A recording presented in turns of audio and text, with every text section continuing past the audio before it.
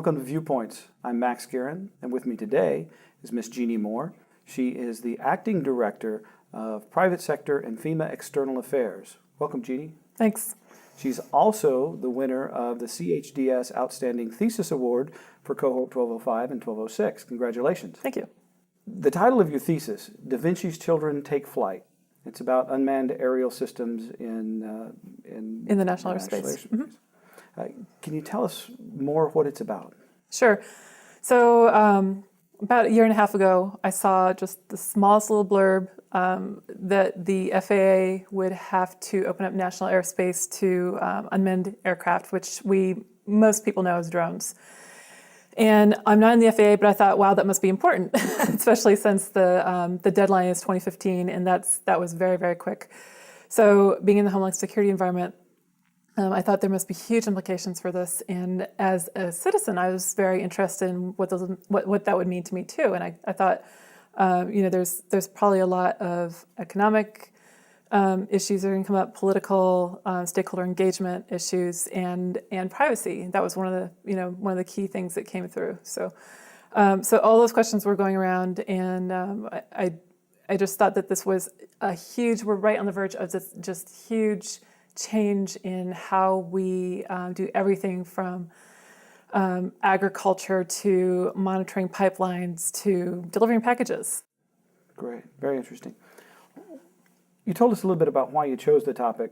Can you tell us what some of your findings were? Mm-hmm. So what I found was that there was no single one finding. Everything, there's so many different issues involved here. I mean, there's cybersecurity, there's privacy issues, there's different laws and regulations governing privacy, and what that creates is this huge state of confusion and a lot of uncertainty. But there's also a huge amount of potential. There's a multi-billion-dollar industry emerging that is already growing into a global industry, and so there's a lot of economic pressure, and then there's the political pressure, and then there's the uncertainty again. And so one thing that was interesting in Daniel Kahneman's book, Thinking Fast and Slow, is that people are naturally biased towards bad news.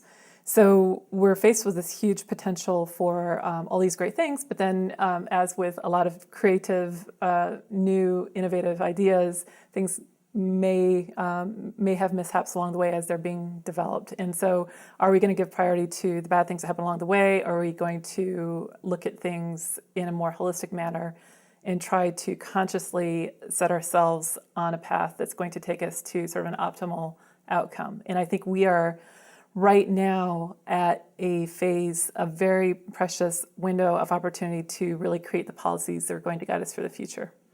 Now, it's my understanding you made some recommendations with regards to policy and how we should go forward, correct? Right. I imagine, and correct me if I'm wrong, but were some of those recommendations, or any of those recommendations, controversial? I think it depends on where you stand. So I looked at a bunch of literature, and it spanned from civil liberties groups to legal documents to law enforcement propositions, and there's a wide range of stakeholders that are interested in this issue and a lot of opinions. And so there's been a lot of work already in some proposals in what we should do, but they're all sort of focused on very specific aspects of this space. So what I did is I sort of looked at the whole picture, and I thought, okay, what's likely to make sense and what's likely to be something that would be practical and something that we could implement and that would take us in a path that we want to go. But those, even though I proposed them, they're still going to have to be, worked through with all the stakeholders that are involved. So, for instance, one proposal, which was an ACLU proposal, was that autonomous UAS should not be armed, so that we don't have dangerous, autonomous, free roaming UAS in our national airspace. Right. I've also looked at something that's less controversial, like we need to mark and clearly identify the UAS so that we know, oh, that's a law enforcement UAS flying around, that's safe, or I don't know what that is and that has no tags on it. It's like having a car go down the road without a driver's, without tags on it. You wouldn't feel very comfortable about what they're doing or where they're going or what their objectives are. So So I think there's a lot, even though this is a very new area for us, I think there's a lot that we can draw on and then apply to this in a way that makes sense. But again, that's going to take a lot of involvement from all the parties that are involved. Now, did some of your research or some of your recommendations deal with private citizens and their operations of unmanned vehicles? To some extent, it did. So even just starting to look at the history of UAS, I see it as a disruptive innovation now because it's going to completely disrupt the way we do everything here. However, it's not entirely new. The military has been using it since early in the 20th century for surveillance, for instance. Private citizens have been using really small UAS for hobbyists. And then now that they're becoming more commercially available, like the little quadcopters that you're starting to see around a little bit, people are entrepreneurial, they're innovative, they want to do fun things with these. So we have realtors going out and surveying their properties and providing much more dynamic aerial views of big, expensive properties.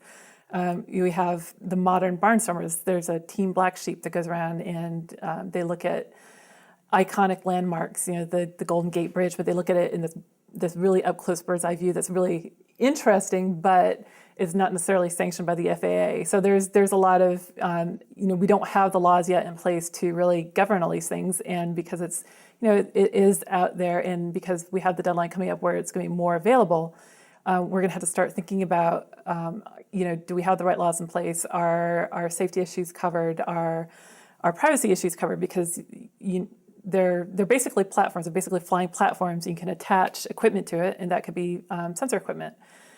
For instance, and there's all sorts of things that you can, there's very advanced sensor equipment out there. So you want to know who's got that, what they're doing with it, and are we doing this in a manner that's ethical, that's preserving the values that we have as a nation.